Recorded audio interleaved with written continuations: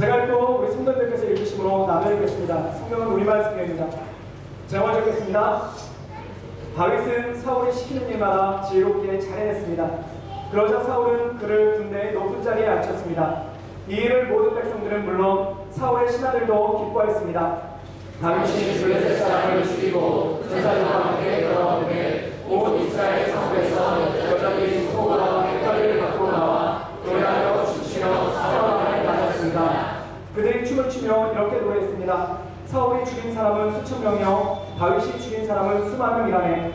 사울은 이 노래소리를 듣고 몹시 그에게 화가 치셨습니다. 속으로 달려있는 수만 명이라니 내게 고작 수천 명이라는구나. 그가 더 가질 것은 이제 그가 앞을 더 있겠는가 하며 다 같이 읽겠습니다. 그때부터 다윗을 시기하고 질투하기 시작했습니다. 아멘. 또 얼마 전에 어떤 형제가 저한테 세상에서 가장 슬픈 시라며 이런 시를 메일로 보내준 적이 있습니다. 그 시 내용이 뭐냐면은 빠지는 머리 피할 자 없고 나오는 배 막을 자 없고 눈가에 잡힌 주름 누가 감히 이겨낼까, 이런 굉장히 자조적인 시를 써서 보냈는데 다른 내용 아무것도 안 보고 이 세 문장만 봐도 이 형제가 얼마나 어려움을 겪고 있나 그거를 알 수가 있었습니다.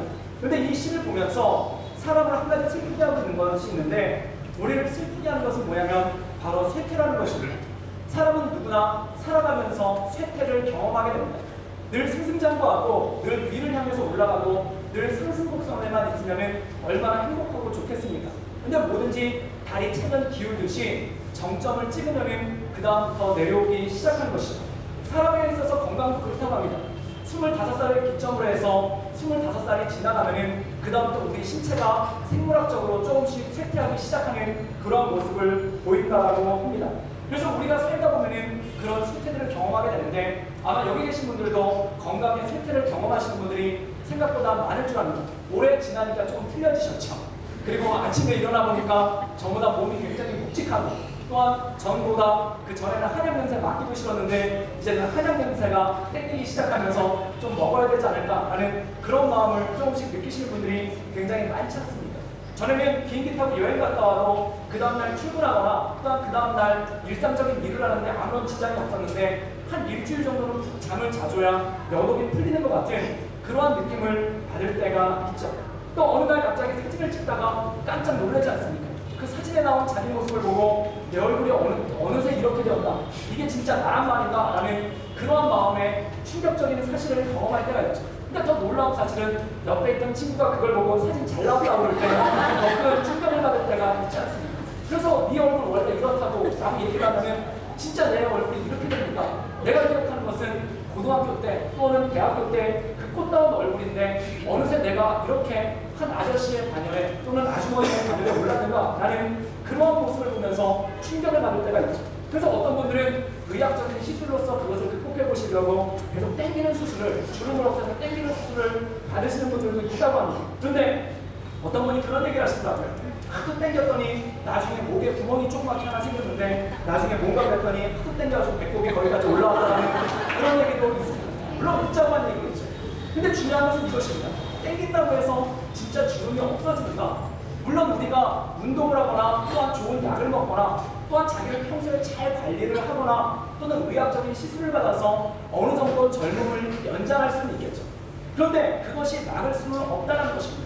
쇠퇴를 늦출 수는 있지만 그것을 막을 수 없다는데 사람에게 있어서 아픔이 있고 슬픔이 있다는 것이죠.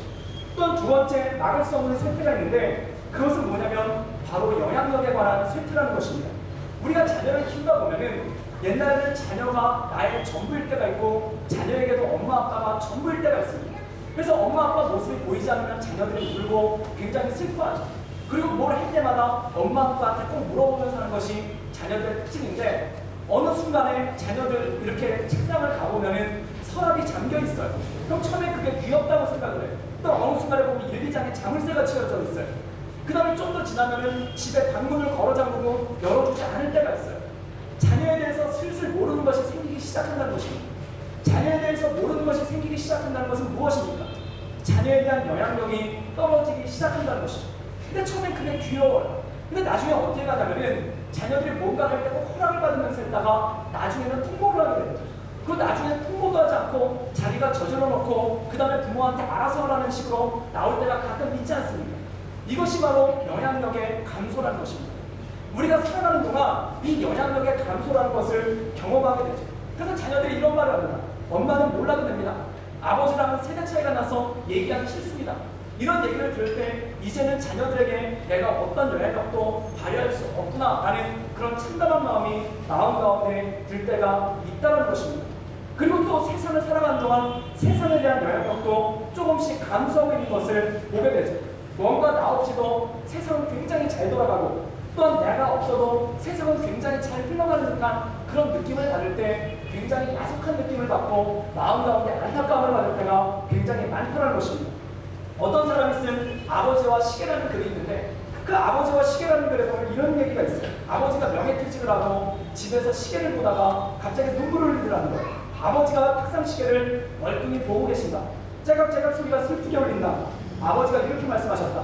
이 시계는 나사가 하나 빠졌는데도 잘만 가는구나. 그러면서 아버지가 울먹거리더라는 거예요. 그것이 무엇입니까? 이 세상을 살아갈 때 내 영향력이 계속해서 감소하겠다는 거예요. 나 하나 없어도 세상이 지나가는데 아무 문제가 없고 나 하나 없어도 회사가 진행되는데 아무 문제가 없고 나 하나 없어도 내 주변의 모든 것들이 움직이는데 아무런 지장이 없는 것을 볼 때 자신의 영향력이 계속해서 감소하고 있는 것을 느끼게 될 때가 있죠. 이것은 비단 어른들만 느끼는 것이 아닙니다. 대학교 다닐 때 동아리실에 보면은 보통 3학년들이 입원을 하고 4학년이 되면 입원해서 다 내려놓게 되죠. 그럼 이 4학년들이 어느 날 갑자기 동아리실에 와가지고 후배들을 다 집합시켜놓고 이런 얘기를 할 때가 있습니다. 요즘에 동아리가 왜 분위기가 이렇게 되느냐고 대성통곡을 하면서 막 혼낼 때가 있어요. 근데 그게 무엇을 뜻하냐면은 내 영향력이 없어졌다는 것을 뜻합니다. 사람들은 자기의 영향력이 없어지기 시작하면은 그 다음부터 문제가 있다라고 얘기를 하고 자기 영향력이 감소하면은 뭔가 잘못되고 있다라고 그렇게 얘기를 할 때가 참 많다는 것이죠. 그래서 그 피라미드에 보면은 3000년 전에 이집트 투판에 이렇게 써 있다고 하지 않습니까? 요즘 젊은 것들은 안 돼. 이런 말이 있다고 해요. 그 말이 의미하는 건 뭐냐면은 바로 내 영향력이 계속해서 떨어지고 있다는 것을 반증으로 나타내는 것 아니겠습니까?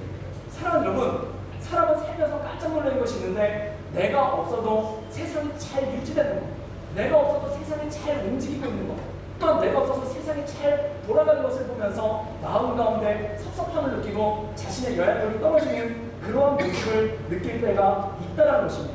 어른들이나 선배들이 그런 얘기를 많이 해요. 전에는 안 그랬는데 요즘에는 이게 문제라고. 근데 사실은 그게 문제가 아니라 문제가 있어서 문제가 아니라 그 영향력이 떨어지는 자신의 모습을 바라보면서 하는 한탄일 때가 굉장히 많다는 것입니다. 사랑하는 여러분, 사람은 끊임없이 쇠퇴합니다. 건강이 쇠퇴하는 것처럼 영향력도 쇠퇴하고 힘도 쇠퇴합니다. 이것을 사람을 어렵게 만들고 힘들게 만드는 그런 함정되고 올무가 될 때가 있다는 것이죠. 근데 중요한 게 있어요. 그것은 뭐냐면 꽃이 떨어져야 열매를 맺는 것입니다. 즉, 내 인생 가운데 쇠퇴가 경험이 되어야지만 우리 인생 가운데 온전한 열매가 맺힐 수 있고 성숙이 올 수 있다는 것입니다. 쇠퇴는 어떻게 받아들이느냐에 따라서는 굉장히 나를 슬프게 하고 어렵게 할 때가 있습니다.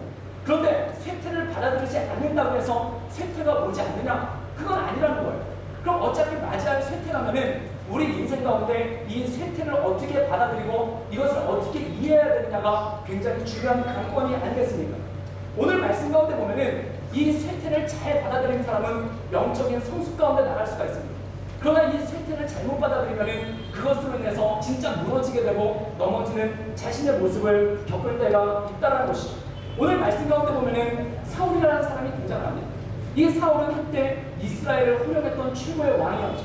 그런데 그에게도 피할 수 없이 쇠퇴라는 것이 몰려오기 시작한다는 것입니다. 그런데 이 사람은 이 쇠퇴를 잘못 받아들여서 자기를 비참하게 만들고 결국 비참한 죽음을 맞이하는 그러한 최후를 맞게 된다는 것이죠. 우리 7절에서 9절까지의 말씀을 읽겠습니다. 우리 다 같이 읽겠습니다. 그들은 죽으시며 이렇게 되었습니다. 사울이 죽인 사람은 수천 명이고 다윗이 죽인 사람은 수만 명이라네. 사울은 이 노래를 듣고 몹시 붉게 화가 났습니다. 속으로 다윗에게 수상하리라니 내게 보자 7,000명이라는 그가 더 다윗을 이제 나라가 더 있는가 하며 그때부터 다윗을 시기하고 질투하기 시작했습니다. 오늘 말씀을 보면은 이제 다윗이 10대 목동의 생활을 겪고 궁궐에 들어와서 20대의 건장한 장군으로 성장해 나가는 모습을 보여주고 있습니다. 성경은 다윗의 이런 모습을 어떻게 묘사하고 있냐면은 5절 말씀에 보면은 사울은 다윗이 시키는 일마다 지혜롭게 잘 해냈습니다. 그러자 사울은 그를 군대의 높은 자리에 앉혔습니다. 이 일을 모든 백성은 물론 사울의 신하들도 기뻐했습니다. 이 말씀에 보면은 다윗이 성장하고 있는데 그의 성장을 이렇게 묘사하고 있습니다. 사울이 시키는 일마다 지혜롭게 다 잘했다. 그래서 두 번째로 보면은 그렇기 때문에 사울이 그때마다 그의 자리를 높여주었다. 그리고 세 번째로 나오는 것은 모든 백성들과 사울의 신하들이 다윗이 그렇게 성장해 나가는 것을 기뻐했다라고 이렇게 기록을 하고 있죠. 만약에 성경이 여기서 끝난다면 사울은 다윗의 훌륭한 멘토고 또한 다윗의 스승이었고 또한 다윗을 이끌어가는 굉장히 좋은 리더로서 기록이 되었을 것입니다. 그리고 아마 다윗도 진심으로 사울을 존경하고 따랐고 이 사울 역시 다윗 못지않은 그렇게 추앙받는 왕으로서 성경의 기록을 끝냈었을 것입니다. 그런데 문제는 여기서 끝나지 않았다는 데 문제가 있습니다. 어떤 문제가 있는가? 오늘 말씀에 보면은 다윗과 사울이 전쟁을 마치고 돌아오는데 성에서 여자들이 이 군대를 맞이하기 위해서 노래를 불러요. 그래서 소고와 북을 가져오면서 소고와 북을 치면서 노래를 부르는데 그 노래가 이것입니다. 사울이 죽인 사람은 수천 명이요 다윗이 죽인 자는 수만이라. 한글 개혁성경에 보면은 사울이 죽인 자는 천천이요 다윗이 죽인 자는 만만이로다 라는 그러한 노래로서 이 군대를 환영하는 장면이 나옵니다. 어떻게 보면은 그 당시에 가장 뜨는 인물을 꼽아보라고 한다면 그는 아마 다윗이었을 것입니다. 골리앗을 물리치고 또한 젊은 장군으로서 싸움터마다 나가서 이기고 돌아오는 그 다윗이 굉장히 뜨는 사람이었겠죠. 그런데 다윗이 아무리 뜬다고 해도 다윗이 아무리 주목받는다 해도 사울한테 비길 수 있는가? 객관적으로 보면은 사울과 다윗은 하늘과 땅의 차이입니다. 왜 그렇습니까? 이때 사울은 나이가 60 정도가 됐어요. 그리고 20년을 넘게 이스라엘을 통치해 오면서 블레셋과의 전쟁에서 한 번도 진 적이 없는 용사 중의 용사가 바로 이 사울이라는 것입니다. 사사시대의 혼란을 끝낸 사람이 바로 이 사울이라는 거예요. 이 사울 전에는 블레셋 사람들이 굉장히 이스라엘 깊숙이 들어와서 살았어요. 그래서 성경에 보면은 예루살렘 접경에 그 블레셋 군대가 진을 치고 있어서 그 블레셋 수비대로 인해서 늘 이스라엘이 괴로움을 겪었던 적이 있습니다. 근데 그들을 완전히 물리치고 블레셋과 이스라엘의 국경선을 확립한 왕이 누구냐면은 바로 사울이라는 왕이라는 거예요. 그래서 이 사울의 업적을 보면은 장군 몇 명 쓰러뜨리고 작은 전쟁 몇 번에서 승리를 거둔 다윗과는 비교가 되지 않는다는 것입니다.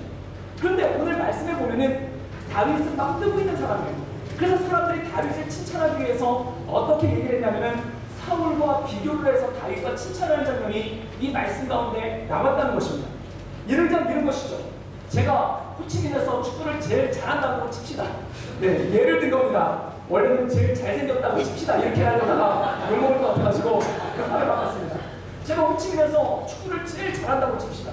그래서 제 별명이 호치민의 박지성이에요. 그래서 제가 막 축구를 하면 우와 박지성이다 막 이러면서 굉장히 사람들이 좋아하고 칭찬을 했어요. 그런데 제가 어느 날 동네에서 축구를 하고 있는데 호치민의 박지성이라는 별명을 가지고 막 축구를 하고 있는데 진짜 박지성 선수가 호치민에 온 거예요. 그리고 우연히 길을 지나다가 제가 축구하는 것을 본 거예요.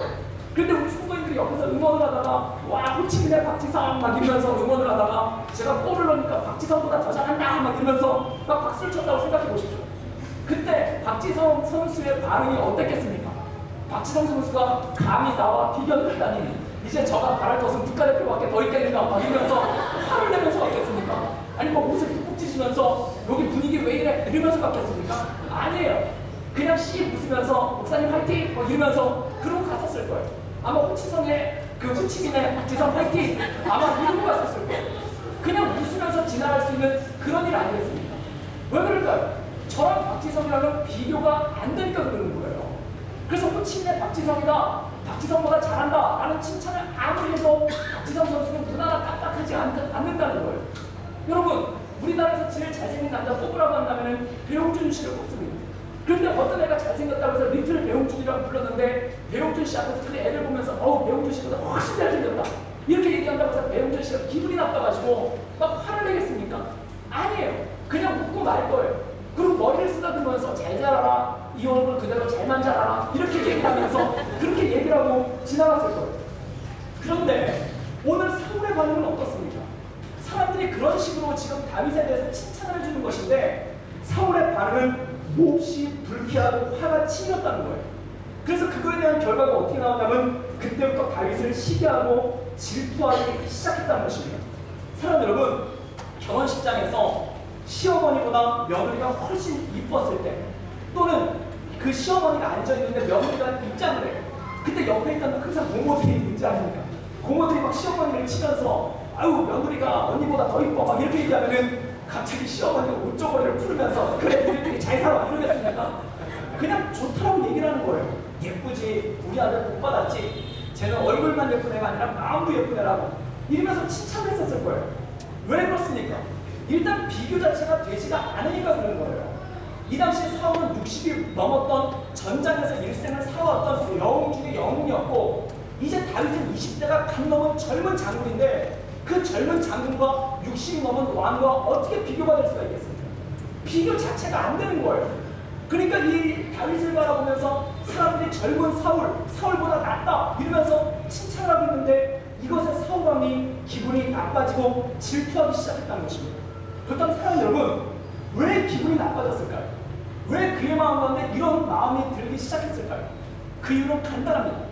평소에 그가 가지고 있었던 생각이 그거였기 때문에 그렇다는 거예요.